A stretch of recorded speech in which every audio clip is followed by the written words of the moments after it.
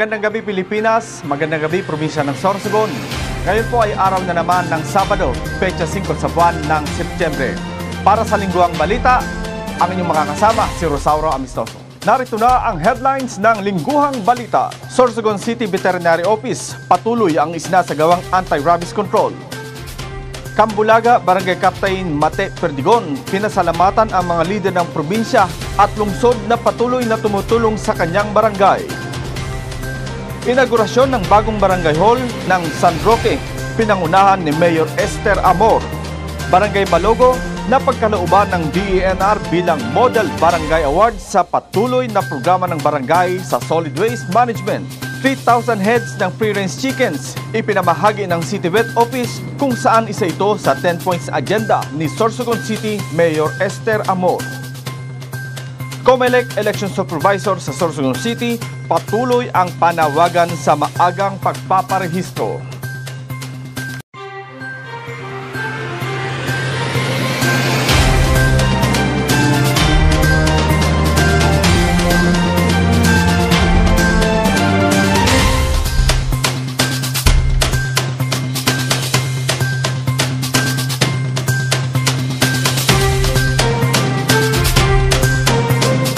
Narito na ang mga detalye para sa lingguhang balita.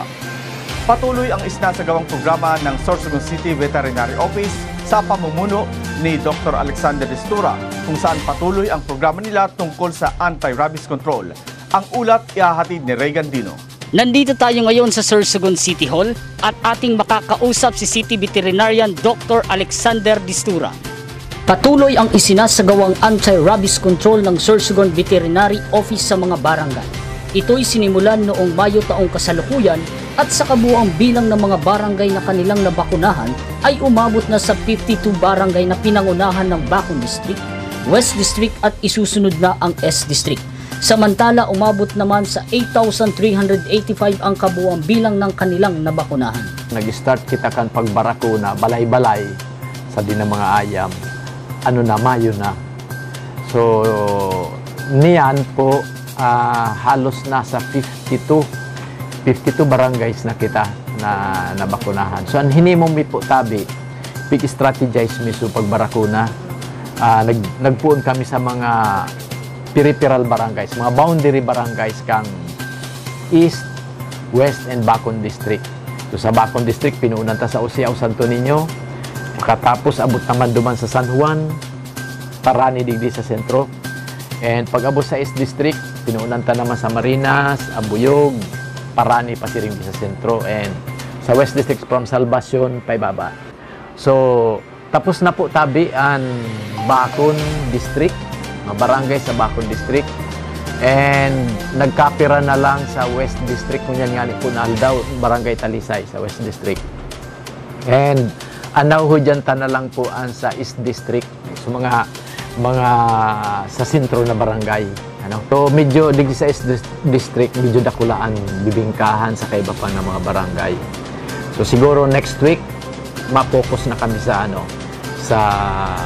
sa East District ng mga barangay. Itong sa anti-rabies vaccination program, sabi ko kanina, nasa 52 barangays na kita, o mga almost na po ini, mga 65 to 70% siguro nakabarangay ang na-cover naton kay ni na covered kay ni na barakuna, and nasa 8,385 ang ayam na nabakunahan. Panawagan naman ng Sorsogon Veterinary Office sa lahat ng may alagang aso at pusa na makipagtulungan sa kanilang opisina para sa kaligtasan ng karamihan. Ang pangapudan mi po na sa mga may ataman kay ayam, magkooperar kita na may sumitiran sa indang mga ayam sa pagpabakuna kay makatatakot bagay ni na rabies. Ini na pagbarakuna, paagi ini pagprotektar naton kan mga mahal naton sa buhay, mga iba na tao na dili mabiktima, dili makagat, and base ang ayam na nakakagat, nagpositibo sa rabies, pwedeng iyon na ikagadan kan tao. So, ang sa mo yung pangapudan, total libre man lang ini, isumiter nindaan at ama ninda na ayam sa pagbabarakuna ta. Kumbaga sa ako yan, mag-iano na yan ta, nagtutuyo na sumabakuna, nagbabalay-balay na. Kaya yun na lang po tabian. Mahihimo nato na makipag-cooperar kita. Yan ang kabuang ulat mula dito sa Sorsogon Veterinary Office. Para sa Lingguhang Balita, ako si Ray Gandino, nag-uulat.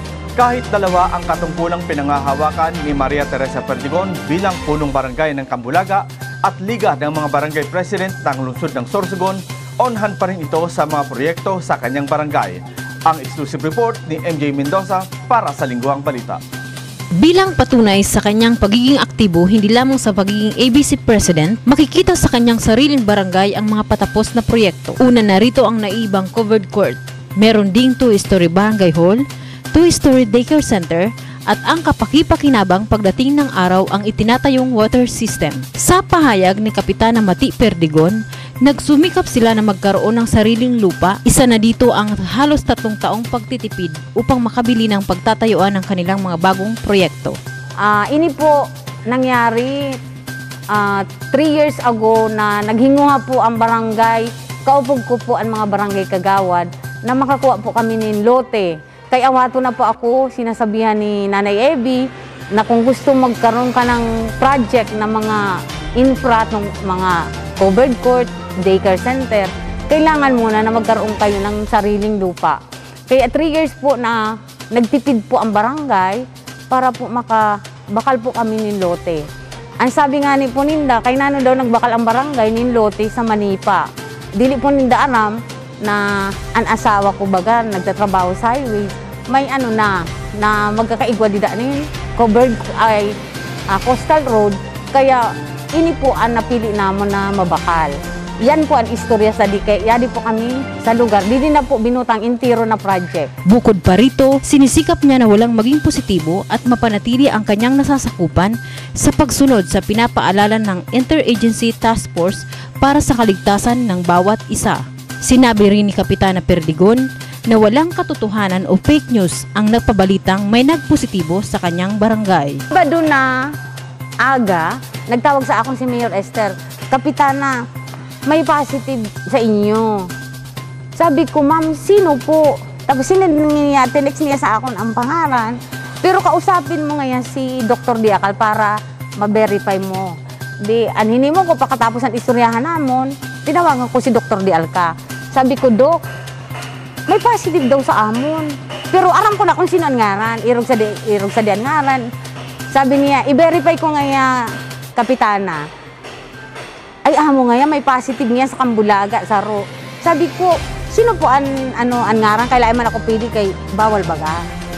Sinabi niya, pero ako aram ko na. Pagkabasa ko sa text pa lang ni ma'am, aram ko na dili sa amon. Gusto ko lang maano sa iyan, na siya ang i-verify ko ngayon gihapon sa nurse, sabi ni Dr. Dialca. Otro, nagtawag gihapon siya sa akon. Ang sabi niya, negative niya, Kapitana, false alarm ngayon, laay man niya taga Cambulaga, taga Tugos. Pag sabi niya Tugos, automatic, pagtapos ang istoryahan namin, tinawagan ko si Kapitan Arnel. Sabi ko, Kap, may residente katabi na irog sa dian ngaran. Sabi niya, igo ngaya. Sabi ko, Kap, positive ito. Ha? Di na ano man siya, kaya dili man nga ni aram. Amo ngaya, taga didingin na sa amo. Kaya dito ko na-confirm na dili taga Cambulaga. Anhinimo ko, kay hama ko maghapon, Sabado na aga hanggang gabi, naghigda na lang ako. May nagtatawag. May, baga na alarma baga, siyempre, dahil sa nakapost. Niyan, anhinimo ko, Wow Radio, igoma nag-post mamba kaya doon ang Cambulaga. Tinawagan ko si Mon Likop. Sabi ko, Kap, pwede magpabulig na ma-erase dida na dili man talaga yung taga Cambulaga na nag-positive. Kaya sabi ko, na-alarma man ang mga tao didi. Napapaghalo na akong kakasimbag ng kakaanusan tawag. Amo nga sigurado ka amo, sure ako. Dili po ako sa imo na dili sure. Amo nga kay ko. Tapos ito sabi ni Dong Mendoza, tinawagan ko si Padidong, sabi ko pa kay adaman niya ang pag-post. Naghagad man siya na dispensa. Medyo nga ko na sigub na dapat ayusin yan. Ang pag daw nin irugsada dapat sigurado. Kasi ang epekto sa barangay, grabe. naalarma talaga di sa aton. Pagkaaga sa ito, anini mo ko, di naraman ko na kayo, wala na ni hundo sa akon ang may public address baga kami, dito ko na in-announce na dili ka mo maghaghag, kay dili man di sa aton an may positive, kundi nasa barangay Tugos. O di wala na niyan, di natapos ang issue. Nagpasalamat din si Kapitana Perdigon sa ginawang tulong ni na Congresswoman Nanay Evie Escudero, Governor Chis Escudero at mag-asawang Mayor Buboy Amor at City Mayor Esther Amor na naging daan upang matupad ang kanilang mga pangarap na proyekto para sa Barangay Cambulaga. Para sa Lingguang Balita, MJ Mendoza, nag-uulat. Isinagawa ang inaugurasyon ng bagong barangay hall building ng San Roque sa Bacon District noong nakaraang Agosto 28, kung saan panauhing pandangal si City Mayor Esther Amor. Sa report, John Paul Dumitita. Pinangunahan ni San Roque Barangay Captain Rolfo Dobilio at ni City Mayor Esther Amor ang isinagawang inauguration ng bagong barangay hall sa Barangay San Roque, Distrito ng Bacon nitong nakaraang Biyernes, Agosto 28, nakasalukuyang taon. Sinimulan ang ribbon cutting sa pamamagitan ng panalangin sama ang buong Barangay Council, mga panauhin at ni City Councilor Bem Joneda ng Bacon District. Nagbigay naman ng maikling talumpati si City Mayor Esther Amor sa lahat ng mga panauhin na dumalo sa isinagawang inauguration. Anyway po, ito po ay galing sa pondo ng 20%. Imagine, nagawa niyang ganito, maliit lang yung binigay ko sa kanya. Sa susunod po, ay 1 million. Tapos po ang pagtutuloy. Nakita niyo, wala kayong masasabi sa amin. Talaga pong kami ay full support sa inyo. Tulungan lang po ninyo kami na sumuporta rin kayo sa amin. Pwede ho? Para magandang-maganda ang samahan natin. Patagal-tagal pa rin po ang ating pagsasama. Mga 1 taong mahigit pa, no? Tama ba? Nakikita ninyo po ang kagandahan ng gagawin ni Mayor at ng aking Vice Mayor. Nakita na ninyo ang Bacon, yung Rempeolas doon.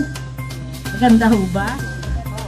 At may bago na rin tayong munisipyo doon sa Bacon. Hindi po siya bago, nirenovate namin. At mayroon na rin po tayong bakery para sa mga bata, libre ang kanilang merienda.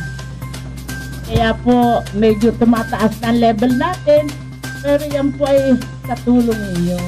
Kung wala po kayo, wala rin kami. Kaya po maraming salamat at sana po mahaba pa ang samahan natin. Salamat po. Labis naman ang pasasalamat ni Barangay Captain Rolfo Dobilio sa lahat ng mga taga-Barangay San Roque sa patuloy na ibinibigay na tiwala sa kanya at sa financial assistance na ibinigay ng city government sa pamumuno ni City Mayor Esther Amor. Diyos maray na hapon sa Impero, mas lalong-lalo na sa sakuyang mga constituentes. Sa mga nagpapalo kan Bicol TV, Diyos maray na hapon. Sa gabos po ng taga San Roque. Kulaon ng pasasalamat po bilang sarong kapitan na natawan nito ki panahon na makapagserbi asin mahilingan ang mga dapat na gibuhon lalong-lalo na sa mga kasaradayan. Gabos na posible para sa ikararahay kan barangay ta, ikakarahay kan sarong individual lambang taga San Roque. Padagos ta manggiraray nagigibuhon o mas palang kawunda pa ang level kang klase kan serbisyo dito sa tuyang barangay. So nagpapasalamat ako sa atensyon asin sa financial assistance kan city government sa paagi ni Mayor Esther Amor. Nakapakonstruir kami kan primero na lado kan samuya na barangay hall. So ining taon mismong ini siguro matatapos na sa tuyang barangay hall. So salamat tunon sa gabos asin mag-iringat kita entero tanganing sabay-sabay kitang makaligtas kay ning pandemya ini. So salamatan. Para sa Lingguhang Balita, ako si John Paul Dumitita, nag-uulat. Magbabalik ang Lingguhang Balita para sa iba pang detalye.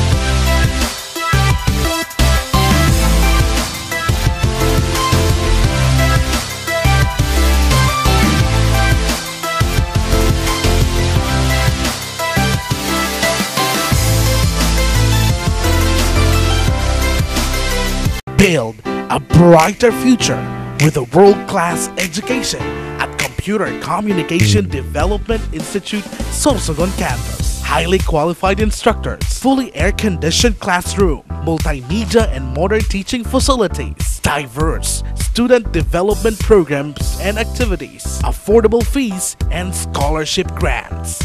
Courses offered: senior high school program, general academic strand,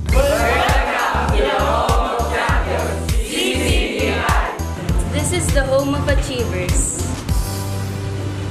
CCDI, where quality IT happens. TVL Electronic Product Assembly and Servicing NC2. This is Jilly Biglas from Sorsogon National High School undergoing training at CCDI. CCDI, natuto kami umayos sa TVB.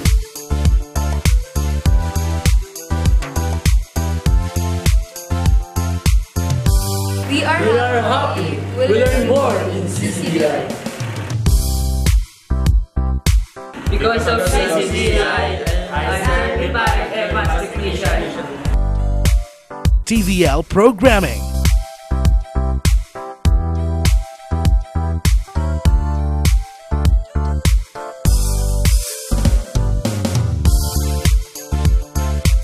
TVL Animation NC2.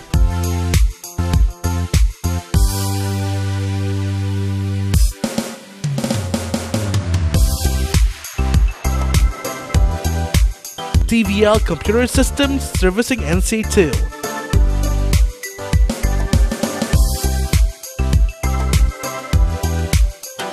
We are from Buhata National High School.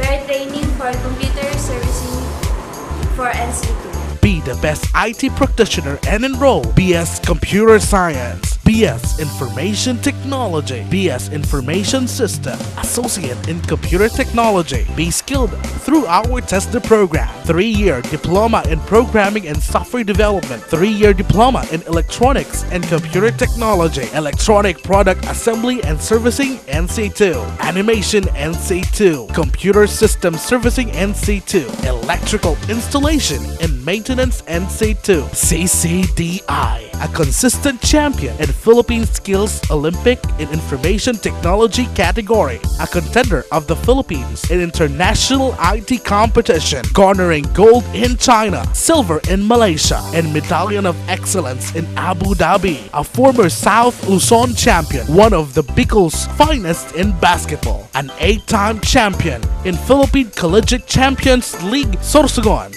or BICS, and 9-time champion in Prisaa Sorsogon. Empower, transform, inspire in an institution that truly makes a difference. Experience Computer Communication Development Institute. Main campus at Rizal Street, Sorsogon City. Telephone number 421-5575. CCDI Senior High and Techvoc Campus. Executive Village, Tugos, Sorsogon City. Telephone number 311-8951 or text us at 0999-7754-890 or 0917-5412-978.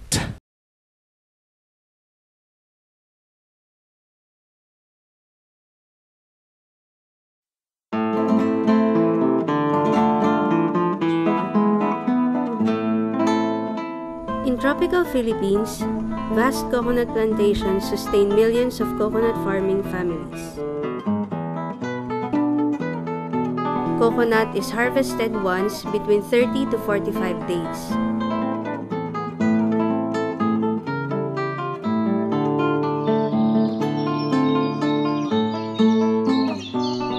A typical day for farmer Zinabel starts in the early morning.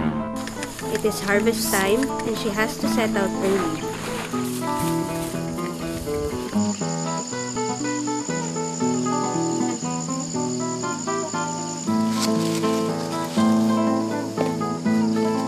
Her husband Tok is an expert coconut harvester using long bamboo pole with a scythe at the tip.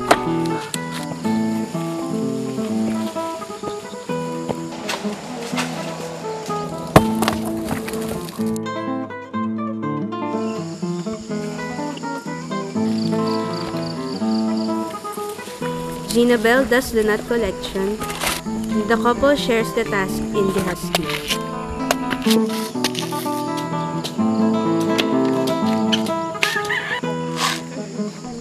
A draft animal is on standby to bring the nuts by the roadside, where a consolidator's truck picks up the day's haul.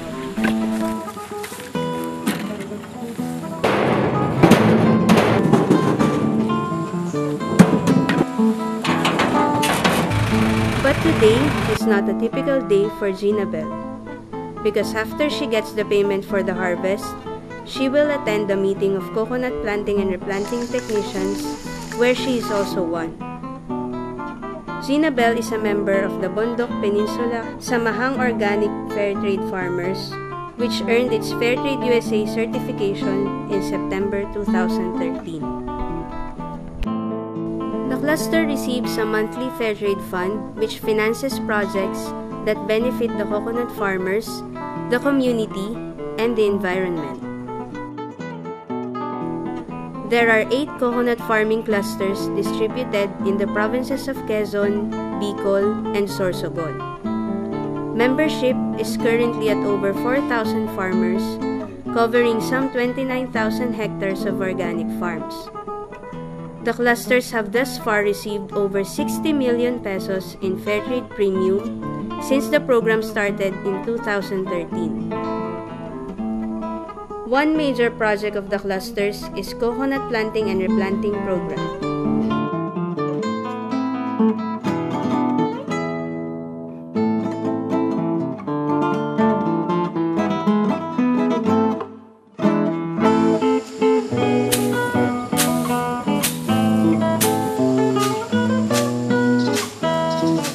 Hindi ang henerasyon ko ang makikinabang dito. kundi ang mga susunod pa. Pero masaya ako na sinisimulan ko ang kinabukasan nila ngayon.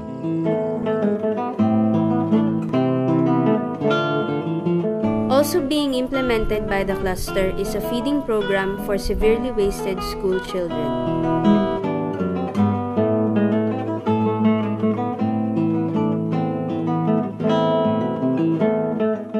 Itong programang ito, gusto ko matapos na agad.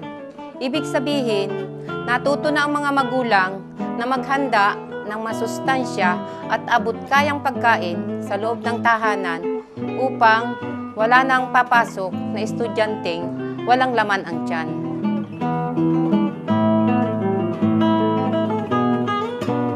Another cluster project is the Student Subsidy Program.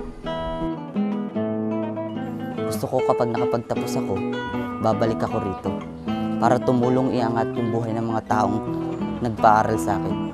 Dahil sa kabila ng kanilang kahirapan, nagawa nila akong pag-aralin.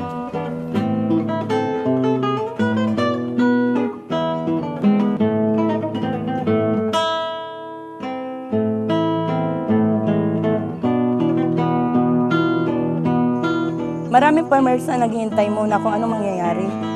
Dito sa Dimo Farm, gusto namin ipakita na pwedeng madoble o matriple ang kita sa parehong sukat ng lupa.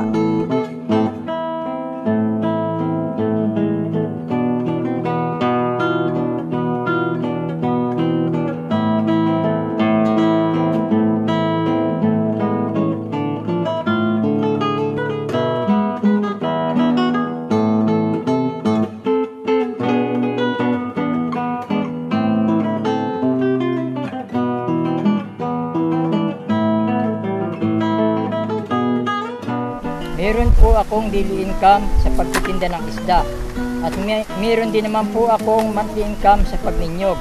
Mababa po ang interest kaya kayang-kaya ko pong bayaran upang mapanatili na maganda at malinis ang aking pangalan.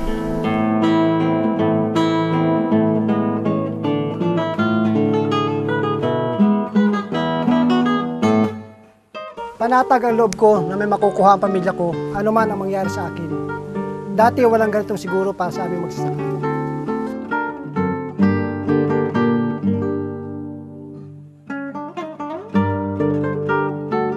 Kayang tugunan ng cluster ang dapat ay role ng gobyerno. Ito ang tulong ng coconut farmers sa ating bayan. Marami pa kaming gustong proyekto at umaasa lamang kami sa buwan ng Fair Trade Premium na nitong huling taon ay humihina.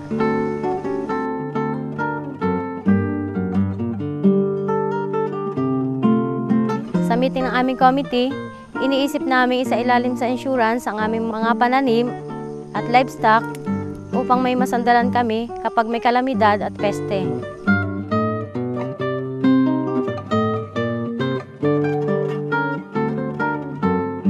Balak din namin isali sa PhilHealth ang lahat ng kasapi upang may maasahan kami suporta kapag nagkasakit. Iniisip din namin kung kakayanin ba ng Fair Trade Premium ay isasailalim sa Social Security System ang lahat ng miyembro. Marami pa din kaming kabataan na gustong isali sa Student Subsidy at Feeding Program.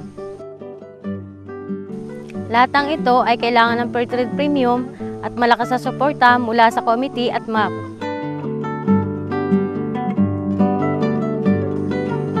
Kaya ba namin? Oo, kaya. Lalo pat nasimula na. Kaya ba ng Fair Trade Premium? Hindi ako makakasagot niyan o ang cluster. Ang alam lang namin ay patuloy namin ipapatupad ang organic farming at pagsunod sa patakaran ng Fair Trade. Totoong napakasarap mangarap, lalo pat nasimula na.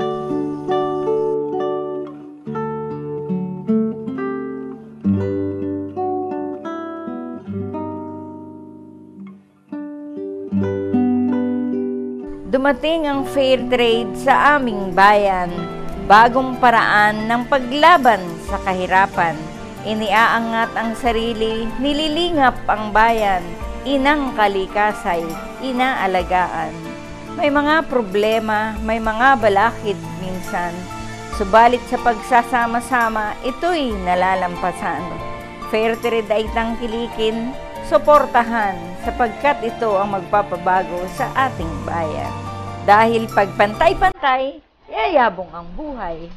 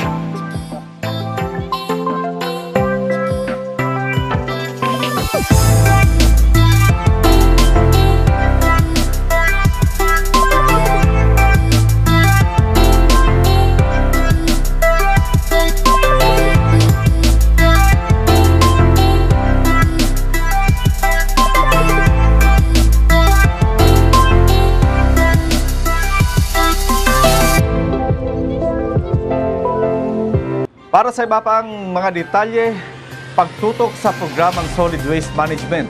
Ito ang naging daan ng Barangay Balogo East District para masungkit ang Potential Model Barangay Award galing sa DENR, EMB Region 5. Si MJ Mendoza nagbabalik para sa exclusive report. Matapos masungkit ng kanilang barangay ang Potential Model Barangay Award galing sa DENR, Environmental Management Bureau Region 5, pinagpapatuloy ni Kapitan Melvin Hainto ng Barangay Balogo ang pagpapatupad sa kalinisan lalo na ang pagtutok sa Solid Waste Management Program. Sa pahayag ni Kapitan Hainto, inihanda na nila ang kaukulang 1 milyong city aid para sa dump truck na makakatulong para sa programa nila sa basura. Ang dump truck po, tabi ang city aid, hatag po kan sa to yung city mayor. Yan mang pagpapasalamat mo sa City Council. Ang 1M po, 1 million, intended po tabi ni sa dump truck. Nakaduang bidding na po nga ni tabi kita. Parang kuman po talagang medyo difficile maka-purchase ibran nyo dahil 1M lang po ang City Aid naton. So, hopefully, may mag-enter po kaya na pag-bidding na yan. Then after, mga 1 month, maka-proceed na po kita, maano na natin, aktibaran natin ng, siyempre, sa basura. Pasalamat din si Kapitan Hainto sa lahat ng Barangay Council, SK Council at mga tumutulong sa paglilinis, visitation para sa pagbibigay ng mga impormasyon at sa weekly feeding program na isinasagawa sa kanilang barangay. May pasalamatan po palang tabi ako, ini po na ang Presidente Kanbitag, ang Balogo Theater Arts Group, na yaon man po sa pagkondukta na yung weekly na programs, activities, yung continuous na feeding program, and at the same time sa iba na puro pigigibo man po niya, gigibo man po yan, weekly man po. And siyempre, sarong pasasalamat man sa SK Council dahil yaman po ang supportan nila, and especially sa mga barangay vision. Dagdag pahayag ni Kapitan Hainto ang taus-pusong pasasalamat kay Governor Chis Escudero at City Mayor Esther Amor na patuloy na sumusuporta sa kanilang mga proyekto. Paalala pa nito sa kanilang mga nasasakupan na laging sumunod sa lahat ng pinapatupad ng gobyerno upang maiwasan ang COVID-19. Para sa Lingguang Balita, MJ Mendoza, nag-uulat. 3,000 na free-range chicken sa bawat distrito sa lungsod ng Sorsogon ang ipinamahagi ng City Veterinary Office mula sa Sorsogon City Government sa pamumuno ni City Mayor Esther Amor. Si Ray Gandino para sa Lingguang Balita, exclusive. Nandito tayo ngayon sa Sorsogon City Hall at ating makakausap si City Veterinarian Dr. Alexander Distura.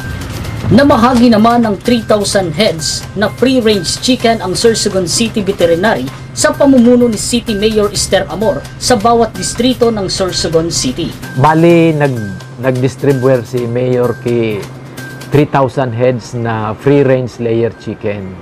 Mga nasa 1 month old na ang siwo, tig 1,000 kada district. And igwa kita ki 50 na mga farmer beneficiaries na nahatagan. Maugmahon po sinda kay apwerasan may siwo na naresibe, hinatagan pa ni Mayor kay libre na bahog. Para to start with pag-ataman ninda.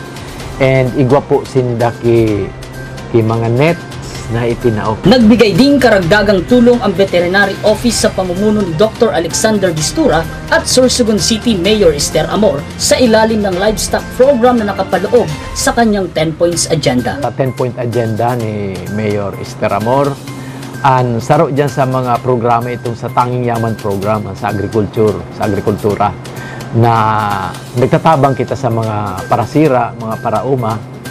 And ako po ang City Veterinary Office, sa City Veterinary Office, ang mga programa man po itong kaupo na diyan sa livestock program, livestock and poultry. And sa niya na taon, nakadistribute kita nasa 90 na baboy, gilts. Sabihin kayan, 90 na mga dumaraga na baboy, mga ready to breed, yan na baboy na ina. Tangani, ang purpose po kayan, ihatag tanganing dit na lang na panahon, mahit na ang baboy, madali makapabados, makapaugbon, and damuan matatabangan sa komunidad, sa barangay na gusto man mag-ataman ti baboy na katabangan as livelihood ninda. Natapos na po ina na hag dispersal, and nagkaigwa kita ki 30 na baboy sa tulo na distrito, sa Bacon, West District, and East District. Nagkaroon din ang Sorsogon City Veterinary Office ng Veterinary Extension Service tuwing Biyernes na kung saan sila ay namamahagi ng libreng gamot at pamurga. Every Friday, pigigibumiman ang Veterinary Extension Service na nagtatao kami libre ng mga bulong, libre na pagpurga kan mga baka karabaw, consultation sa mga farmers. Yun po yung giginibon every Friday. Sa mga farmers na gusto man po ngayon po mga serbisyo namon, mga konsulta, mapabulong, magdigdilan po tabi. And so, gusto maghagad ki mga bulong ngayon sa kuto kan ayam, kan baka karabaw, kung mapapurga, magkadilan po tabi sa opisina. Nililaw din ang inyong lingkod kay Dr. Alexander Distura, City Veterinarian, tungkol sa mga nahuhuli nilang aso kung papaano naman ito mababawi ng may-ari mula sa kanilang pangangalaga. Ang nadadakop binaayam, ma-stay na yan for 3 days sa confinement, sa dog pound. Hahalaton mi ang tagsadiri na maklaim yan.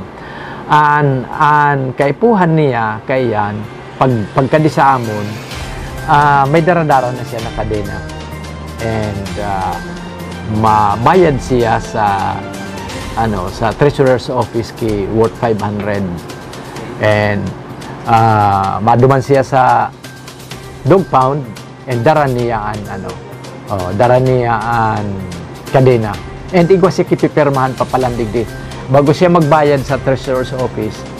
May waiver siya na pipirmahan, and pagkatapos kan pag-sign niya sa waiver, dara-dara niya ng order of payment sa treasurer. So babalik siya digdi sa amon, pakita sa amon resibo, and proceed na siya duman sa dog pound. So iyo po yan. Yan ang kabuang ulat mula dito sa Sorsogon Veterinary Office. Para sa Lingguhang Balita, ako si Ray Gandino, nag-uulat. Septyembre 1 nang umarangkada na ang COMELEC Voters Registration sa buong Pilipinas. Dito sa lungsod ng Sorsogon, mangilan-ngilan pa lang ang pumunta sa COMELEC office, sa ulat ni John Paul Dumitita. Nanawagan si Attorney Annalyn T. Pabalan Chavez, Sorsogon City Election Supervisor, na gawing maaga ang pagpaparehistro at huwag nang hintayin pang kung saan malapit na ang pagtatapos ng nakatalaang pagpaparehistro saka pa lamang dadagsa sa Comelec office. We are encouraging all the registrants to please register earlier. Kasi nga po, pag maaga po kayo nagparehistro, mas konti yung tao sa opisina. So, mas mapapadali yung proseso ninyo. Kapag marami yung tao, mas mapapatagal kayo ron. Then the exposure for possible transmission of COVID nandun. So mas risky po sa part natin. And sa pagpunta po sa opisina, lagi ko po, kagaya ng sinabi ko kanina, no face mask, no face shield, no registration or transaction. And please bring your own ball pen and please observe all the health protocols established by the Comelec kasi para naman po sa atin yun. And please, pakidala na rin po ng inyong mga requirements, photocopy ng mga requirements para hindi na kayo babalik-balik. Kasi kapag nadala nyo na, isahan lang yung pag-release ng ating forms, then proceed agad tayo sa next procedure. We are encouraging everyone na magparehistro na kasi ang nangyayari po ngayon, mga first few weeks and few months, ang konti na magpaparehistro. Dadagsa sila kapag madali na naman matapos. So, we are avoiding that to happen considering that we are under the pandemic.